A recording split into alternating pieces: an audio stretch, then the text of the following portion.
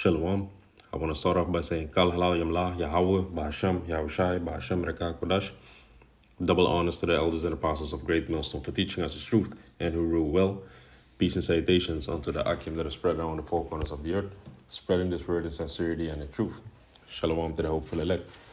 I'm the brother Quatazab Zayan from the GMS Holland branch, coming back through the spirit and power of Yahweh Bashem Yahushai with another lesson, with another video, and Lord willing, this video is edifying. So what you see in front of you is an article from Natural News, and it's called Globalists Elites want to eliminate billions of people. Will you be one of them? And the answer is no. Yaratazah, we are the men, that are keeping the ways of Yahweh Bashem Yahushai here upon earth. We are part of that small remnant, because if you go into that word remnant, it means a residue, a remainder. So the ones that are going to be enslaved and going to be eliminated, according to the plans of the globalists, they are not of the flock of Yahweh Bashem Yahushai. Let me say it like that. So let me go to, that's the first thing that popped in my mind when I read it. Let's go to Luke 11, verse 28.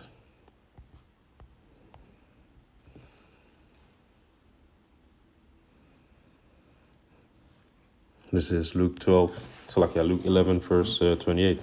But he said, yea, rather, blessed are they that hear the words of Yahweh Bashem Yahushai and keep it. Gone. So once we heard the words of Yahweh Bashem Yahushai, we were sealed, like it says in the scriptures. Ernest, let me see real quick. Ernest. That just popped in my mind also. Yeah. This Philippians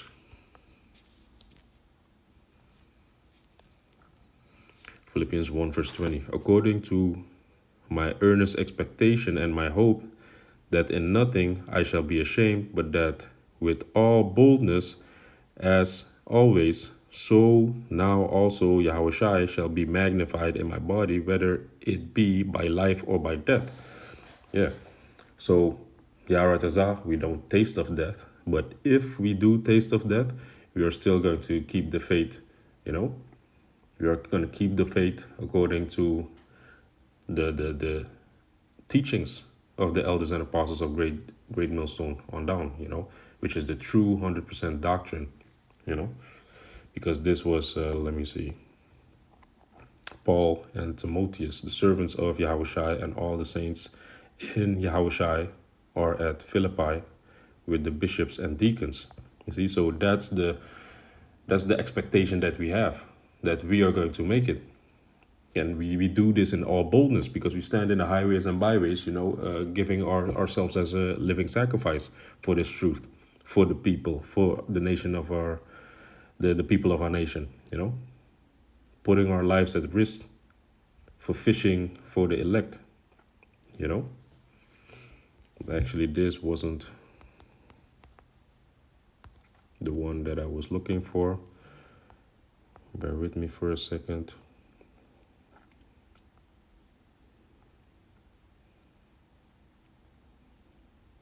Thought it was in Ephesians.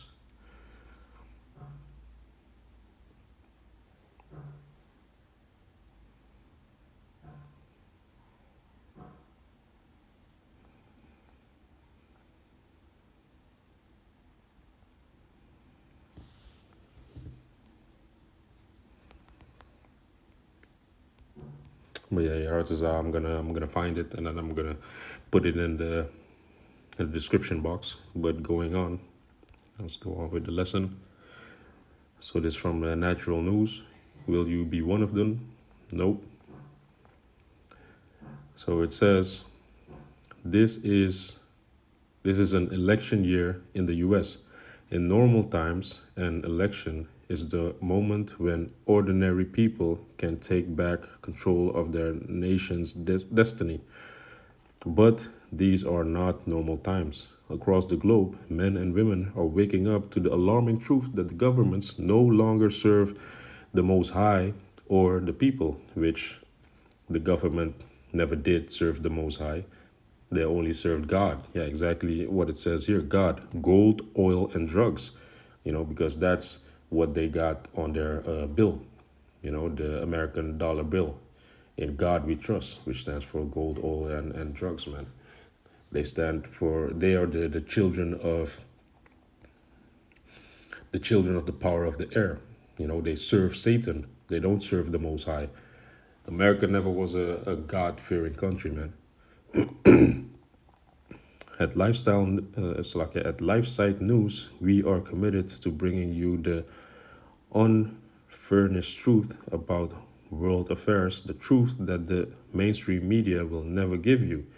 Truth is what we live for, it's the air we breathe, and the truth of what humanity is facing is horrifying. Globalist elites are hell bent on using the power of national governments to carry out a worldwide call of human beings. They are they are pledged to bring the world population down for nearly 8 billion from nearly 8 billion people to just 1 billion, which if you go to the Georgia Guidestones,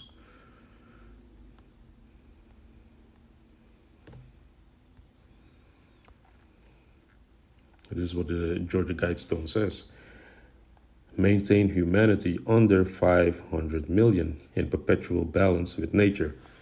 So this truth that they're talking about is off because the Georgia Guidestone says something else, and that's the guideline for the elites, for the globalists. So as we know, that has been taken down, by a mysterious bomb or whatnot. So they already see people are waking up to the truth. So now they're trying to cover up the tracks, not to make it too obvious, you know. So reading on, that's right. According to these plans, 7 billion people must go. Will you or your children be among them?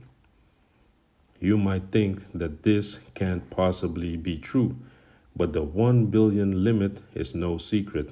Look at these recent words from Dennis Madows, one of the authors of Limits of Growth, the 1972 Manifesto for Global Depopulation sponsored by the Club of Rome. We are going to have a billion people. We have to get back down. That's what lies ahead. The man who said these words knows exactly what they have in store for us.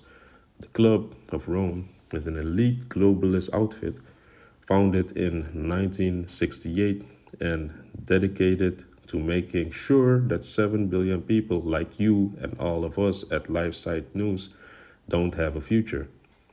Here is what Meadows foresees for you and your family: famines, epidemics, revolutions, dictatorships, wars, a lower standard of living.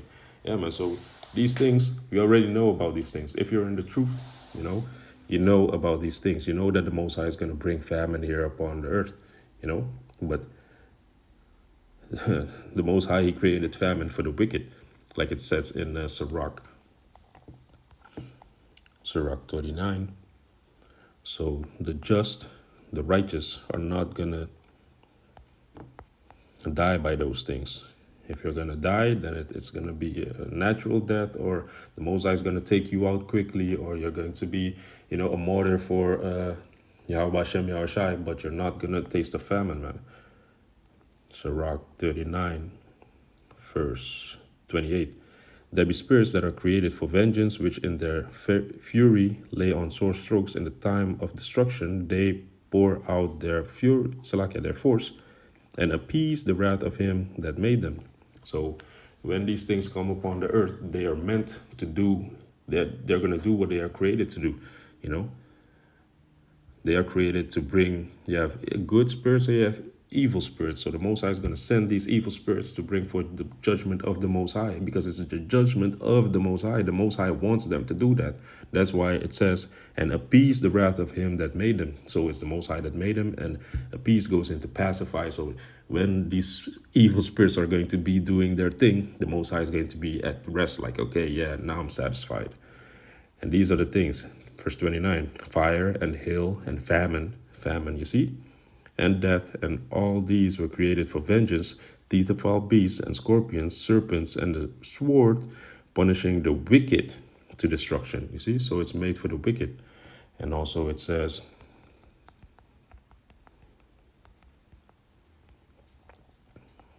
in the book of Isaiah,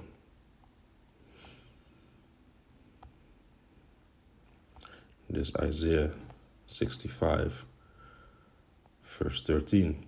Therefore, thus said Yahweh, behold, my servants shall eat, but ye shall be hungry. Behold, my servants shall drink, but ye shall be thirsty. Behold, my servants shall rejoice, but ye shall be ashamed. You see? So famine is not going to touch the men of Yahweh Bashem Yahushai. Epidemics. Epidemics, like it says in Psalms 91, you're going to see death, but it's not going to come near you, because you're going to have the hedge of Yahweh Bashem Yahushai. You are going to be protected by Yahweh Bashem Yahushai. Here, Psalms 91, verse 1. He that dwelleth in the secret place of Yahweh Bashem Yahushai shall abide under the shadow of the Almighty. And the shadow, if you go into that word shadow, it means covering, to be protected. You know, if you're in the shadow, you're being protected from what? From the sun, from the heat. You see? So likewise, the Most High is also going to protect you.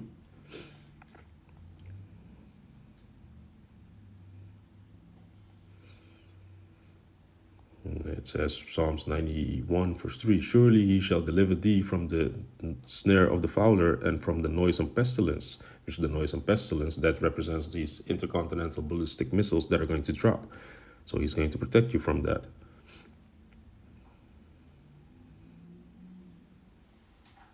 Yeah, let me read it on. It's verse 4. He shall cover thee with his feathers. You're going to be in his protection, because you're hiding in a secret place. You're abiding in Yahweh Bashem Yahushai. You know, he's your fortress. So you're hiding there. And under his wings shalt thou trust. His truth shall be thy shield and buckler. It's going to be your defense. Thou shalt not be afraid for the terror by day, nor for the arrow that flieth by day.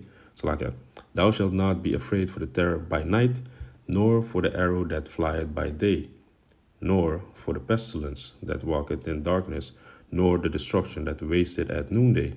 1,000 shall fall at thy side, and 10,000 at thy right hand, but it shall not come nigh thee. You see? Speaking about these thousands and thousands of people that are going to die right next to you, but you are going to be protected. You see, like we just read in Luke 11, you know, if you keep the words of Yahweh Bashem Yahushai, you're going to be protected, you're going to be blessed. So that's speaking about the epidemic, revolutions, dictatorship. Revolution, that's going to happen according to what it says in the book of Job. Let's go to that. Job 20.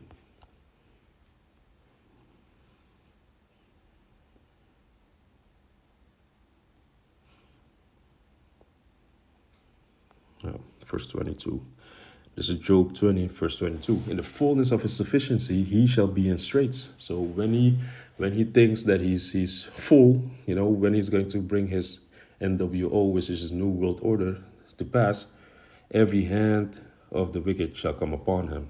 And if you go into that word wicked, you know, the wicked are going to come after him. And the wicked in this verse, it's Aimal, which the outline of biblical use, it says laborer, meaning a revolution, you know.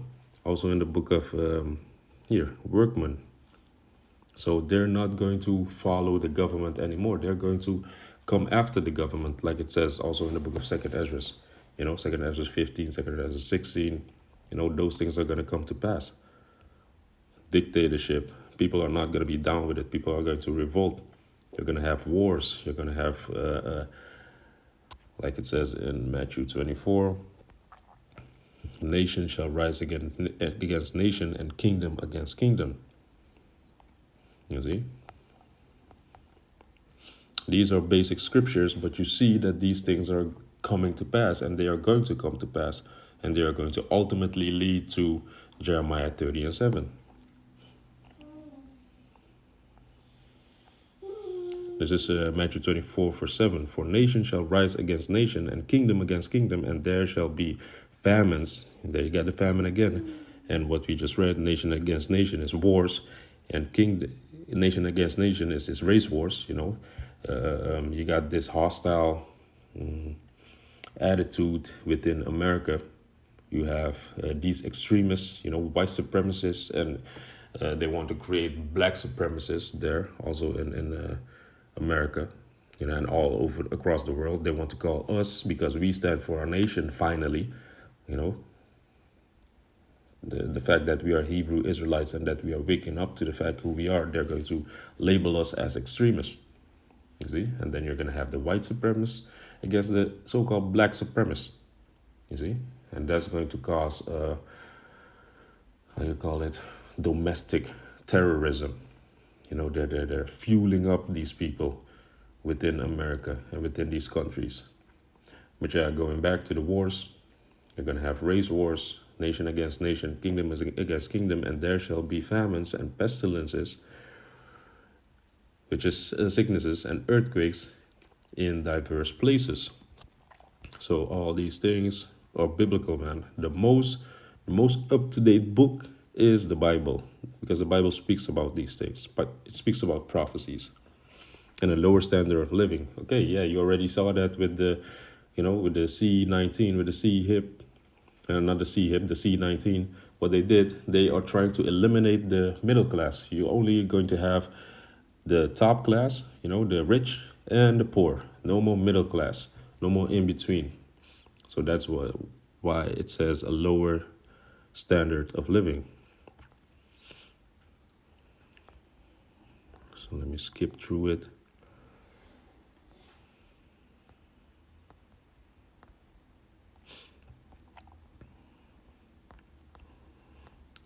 Okay, you can read the rest. It was basically, oh no. There's also a part that I want to go into. Let me skip to this part. They will do, let me see. They avoid that language today, but their goal is unchanged. They will do this by coercing and shaming men and women into having fewer children, and they will seek to kill those that they deem surplus to requirements. Since the time of H.G. Wells, they have killed more than 1 billion babies in the most horrendous mass killing in human history. So, I came across this video, which I'm gonna play.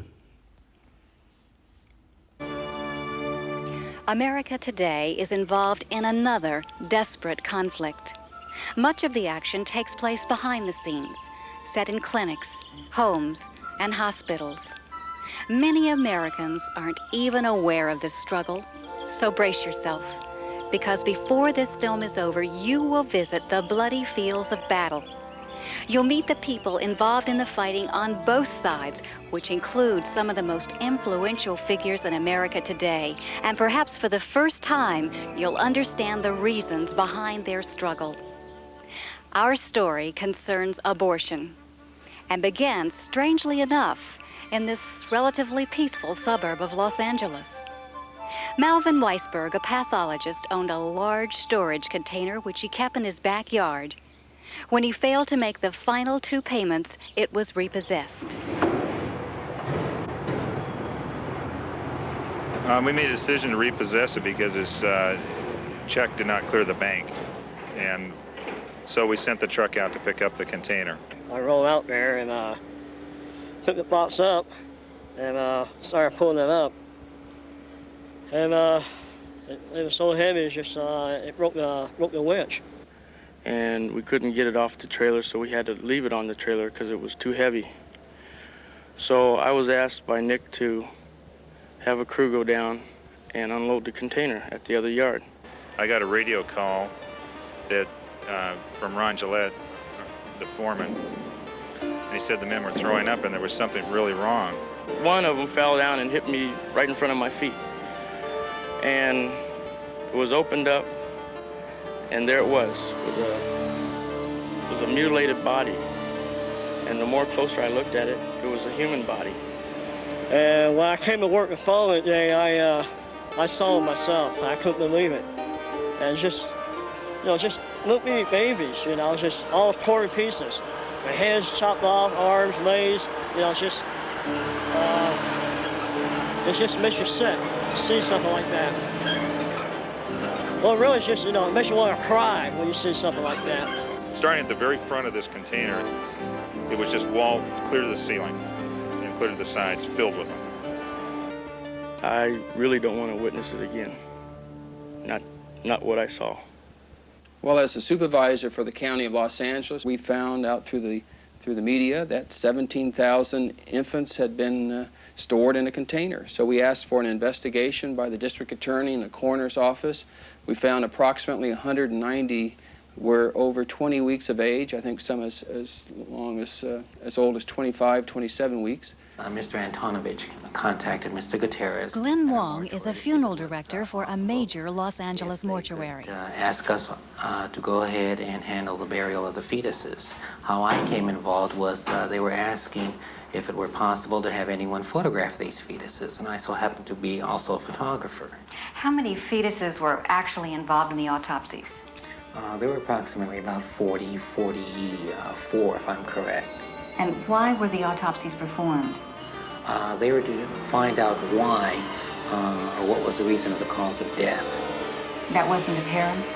Apparently not. No, I've seen some of these fetuses, and believe me, they were apart. There were some where the eyes were bulging, and some where the chest cavity was ripped open. I do remember one where I saw a hand and a feet all apart.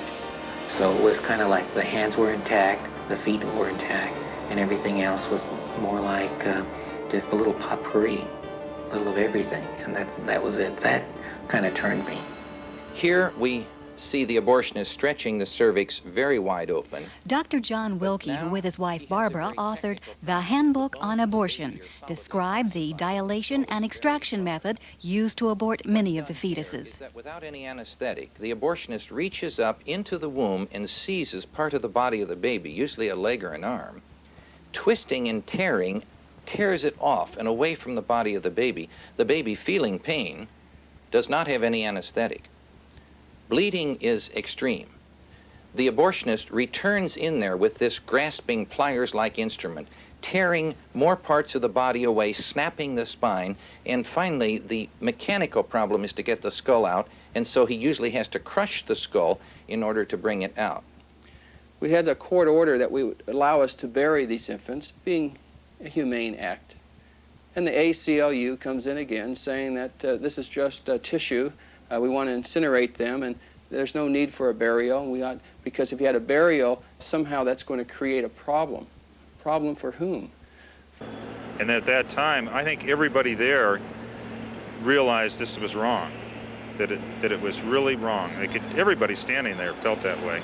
Even the coroner's office, I could sense that they were treating this like they were dead people, and they are dead people. That's the way everybody treated it.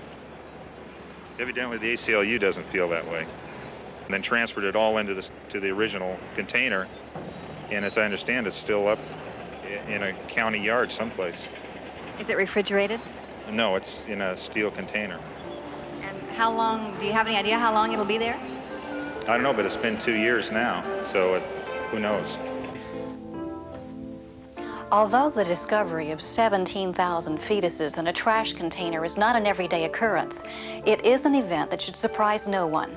For every 3 days, an equivalent number of fetal children are disposed of in this country. 17,000. Yeah, man. So you see, they do these killings willfully. You see? And they trick people also into Planned Parenthood and stuff like that. And those are the things that our people do, man. Those are the things that our people did.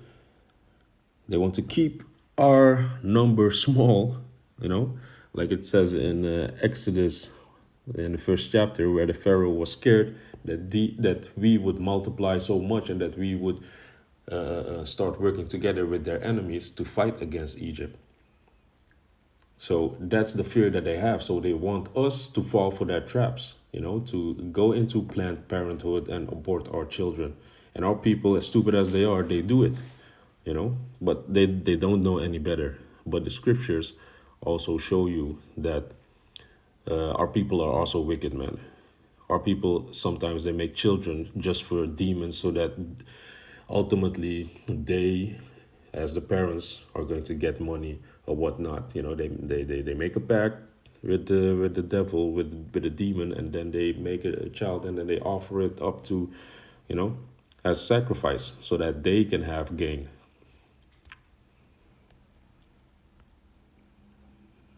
Let's go into Jeremiah.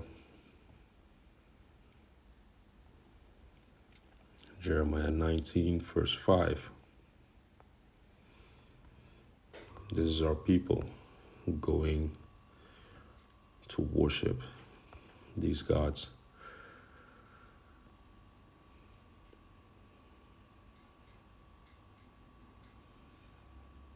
Let me go to read up a little. This is Jeremiah 19, verse 4. Because they have forsaken me and have estranged this place and have burnt incense in it unto other gods, whom neither they nor their fathers have known, for the kings of Judah, and have filled this place with blood of innocents. They have they have built also the high places, which the high place is a place of offering of Baal. And let me show you who Baal is, which you already know probably. This is Baal. And so you see that heifer, or people, they would offer their children to this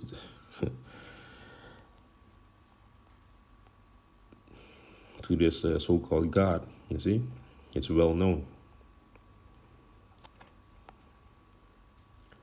Of Baal, to burn their sons with fire for burnt offerings unto Baal, which I commanded not, nor spake it, neither came it unto my mind. Therefore, behold, the days come that Yahweh, that this place shall no more be called Tophet, nor the valley of the son of Hinnom, but the valley of slaughter. And the valley of the son of Hinnom let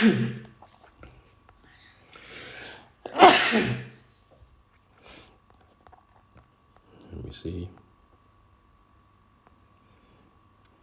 Lamentation. And the Lashon Kadash is Hanam, which is lamentation. A valley deep and narrow, ravine, with steep rocky sides, located southwest of Jerusalem, separating Mount Zion to the north from the hill of Evil Counsel and the sloping rocky plateau of the plain Rephaim.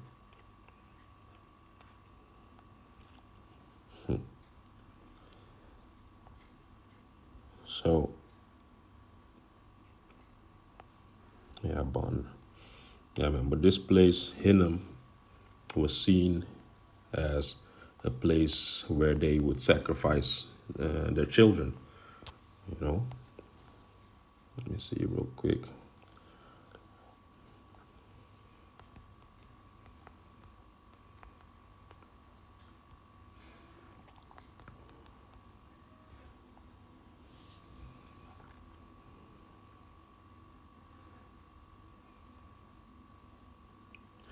Hinnom, a deep, narrow ravine separating Mount Zion from the so-called Hill of Evil Counsel. It took its name from some ancient hero, the son of Hinnom. It is first mentioned in Joshua 15, verse 8. It had been the place where the idolatrous Jews burnt their children alive to Molech and Baal. The particular part of the valley was called Tophet, or the fire stove, where the children were burnt after the exile, in the order to show their abhorrence for the locality.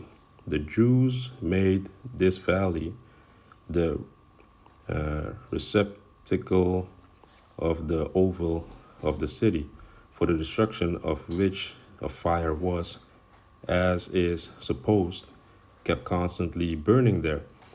You see, so that's why, this place, it is also being referred as how should I say it?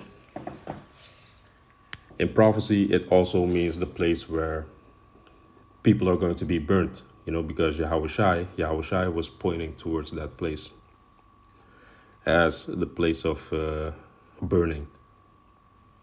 You see? Here, let me jump to the last part. It says, in this sense, the word is used 11 times. Let me see. Let me just read through it. The Jews associated with this valley these two ideas, that of the sufferings of the victims that had been sacrificed, and two, that of filth and corruption. You see, that's the point. Filth and corruption, the ones that are going to actually be burnt, because they live a corrupt life. They live after their own lusts. They forsake Yahweh Shem Yahushai. It became thus to the popular mind a symbol of the abode in the wicked thereof. It came to signify hell as the place of the wicked, you see. So Yahushai, he was referring to that place, the valley of the son of Hinnom, in the book of Matthew and, in the New Testament. But he was referencing that they were going to burn, because they are corrupt. That's the point. It doesn't mean that hell is a place that is constantly burning underneath the earth. No, Yahushua, he used this place as an example of what is going to happen to the wicked, and that they're going to keep living wickedly. So reading on, it became to signify hell as the place of the wicked. It might be shown by infinite examples that the Jews expressed hell, or the place of the damned, by this word.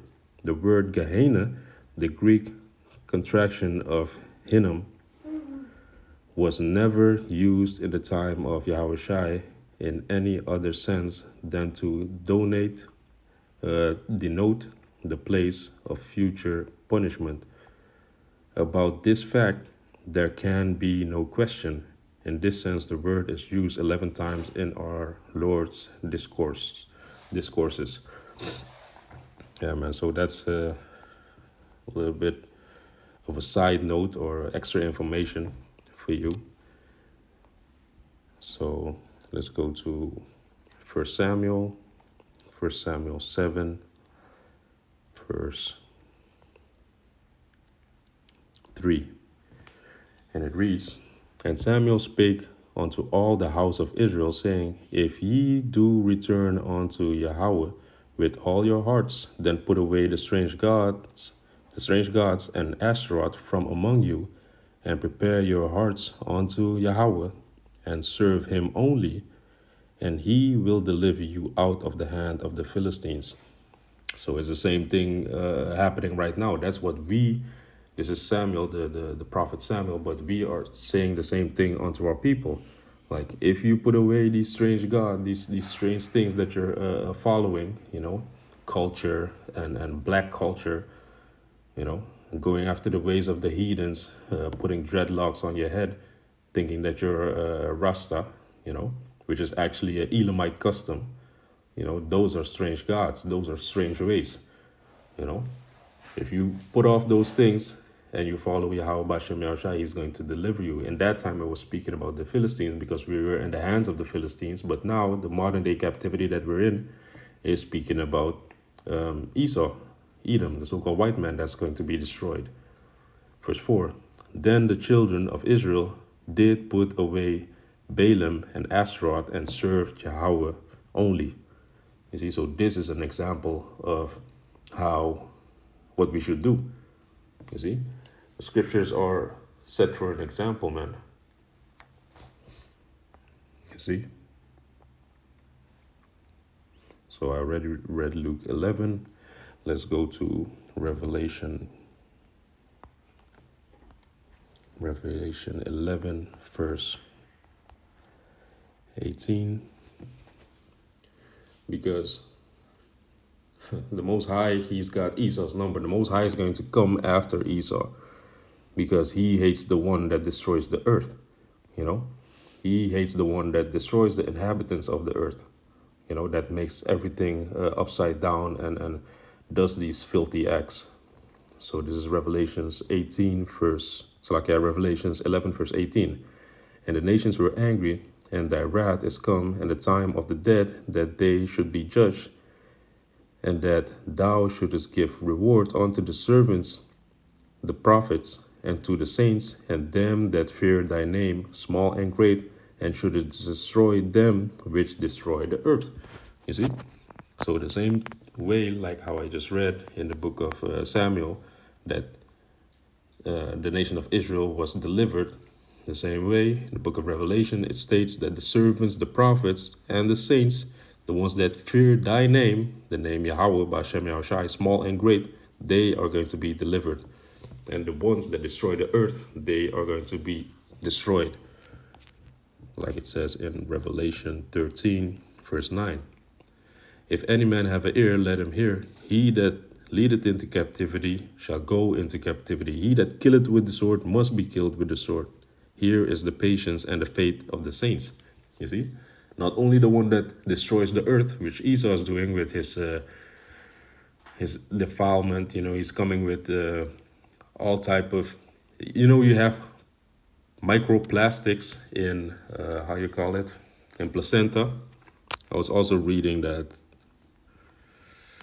let me see, what was it, in the natural news that I was reading.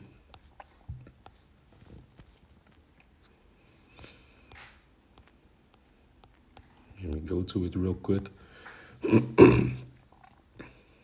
So he's the one that's destroying the earth, and that also is causing the ones that live in the earth, that they are being defiled by these microplastics. For example, this study, researchers found microplastics in all human placenta they tested. So the placenta, that's where life starts, and that's where these microplastics are. They are in the placenta of the womb of the woman, and of course then it's going to be given to the child even before they're born. So the Most High, he is going to come after Esau, man. So make sure that you are not on Esau's side. So with that, I hope this video was edifying, and I want to say Kal Halal Yamlah, Yahweh, Ba'asham, Yahushai, Ba'ashem Reka Kodash, Shalom Akim.